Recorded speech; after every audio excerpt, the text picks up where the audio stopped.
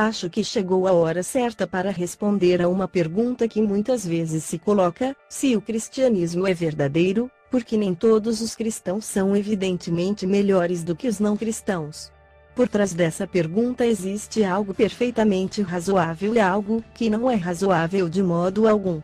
O elemento razoável é o seguinte: se a conversão ao cristianismo não melhora em nada as ações exteriores de um homem, se ele continua sendo tão snob, tão rancoroso, tão invejoso ou tão ambicioso quanto era antes, devemos, na minha opinião, suspeitar que sua conversão foi, em grande medida, imaginária, e a cada avanço que a pessoa pensa ter feito depois da conversão original. É essa prova ser aplicada. Bons sentimentos, novas ideias e um interesse maior pela religião nada significam se não melhoram nosso comportamento, assim como o fato de um doente se sentir melhor de nada aproveita se o termômetro mostra que sua temperatura ainda está subindo. Nesse sentido, o mundo exterior tem toda a razão de julgar o cristianismo pelos seus resultados. O próprio Cristo nos mandou julgar pelos resultados. A árvore é conhecida pelos seus frutos.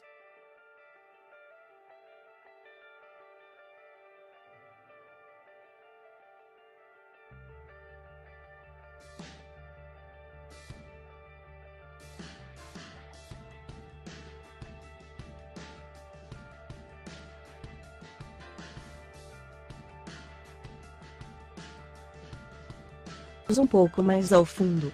O administrador vai instalar novas máquinas. Quando Cristo terminar de fazer o que tem de fazer com a senhorita Bates, ela será efetivamente muito boa. Mas, se parássemos por aí, ficaríamos com a impressão de que o único objetivo de Cristo foi conduzir a senhorita Bates ao mesmo nível em que Dick sempre esteve.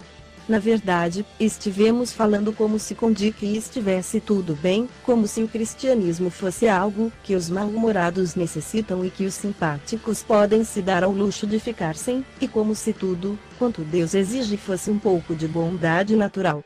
Porém, esse é um engano fatal. A verdade é que, aos olhos de Deus, Dick Firkin precisa ser salvo exatamente da mesma maneira que a senhorita Bates.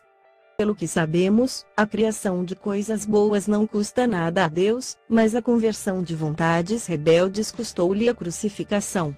E pelo fato de serem vontades, elas podem nas pessoas boas como nas malvadas recusar o pedido dele. Em um paradoxo. Enquanto Dick não se volta para Deus, pensa que sua bondade pertence a ele, e, enquanto ele pensar assim, ela não lhe pertencerá. E só quando Dick perceber que sua bondade não é dele, mas um dom de Deus, e quando a oferecer de novo a Deus, é só então que ela começará a pertencer-lhe realmente.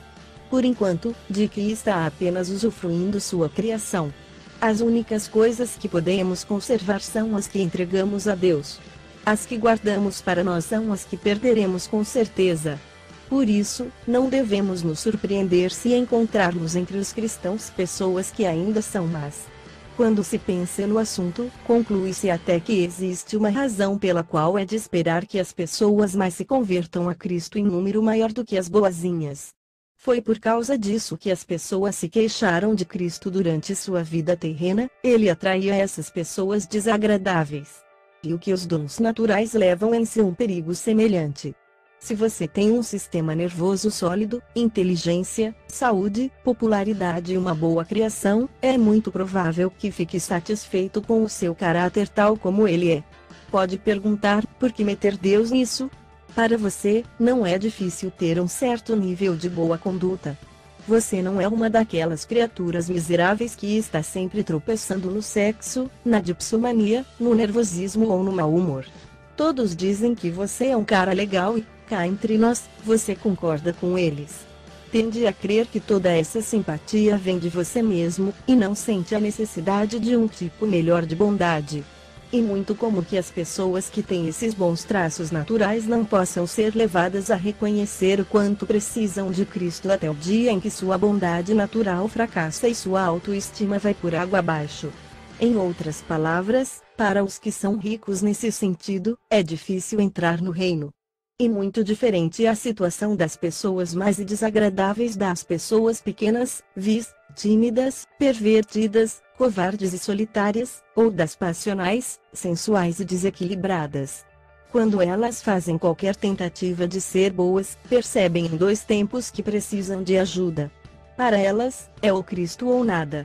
É tomar a cruz e segui-lo ou cair no desespero. São elas as ovelhas perdidas, ele veio especialmente para encontrá-las. São elas, num sentido muito verdadeiro e terrível, os pobres, ele as declarou bem-aventuradas.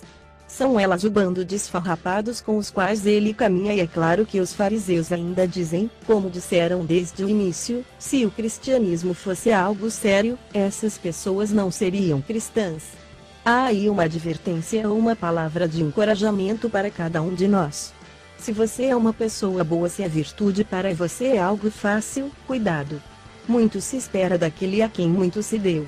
Se você atribui a seus próprios méritos aquilo que na verdade foi uma dádiva que Deus lhe concedeu pela natureza, e se contenta com o simples fato de ser bom, ainda não passa de um rebelde, e todos esses dons só servirão para tornar mais terrível a sua queda, mais complicada a sua corrupção, mais desastroso o seu mau exemplo.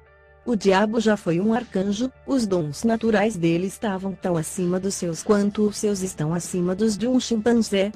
Mas, se você é um dos pobres envenenado por uma criação miserável numa casa cheia de ciúmes vulgares e brigas gratuitas, sobrecarregado, independentemente da sua vontade, por uma abominável perversão sexual, espicaçado noite e dia por um complexo de inferioridade que o leva a perder a paciência com seus melhores amigos, não se desespere. Ele está bem ciente de tudo isso. Você é um dos pobres que ele abençoou. Ele conhece a máquina ruim que você tenta dirigir. Vá em frente. Faça o possível. Um dia, talvez em outro mundo, mas talvez muito antes disso, ela jogará essa máquina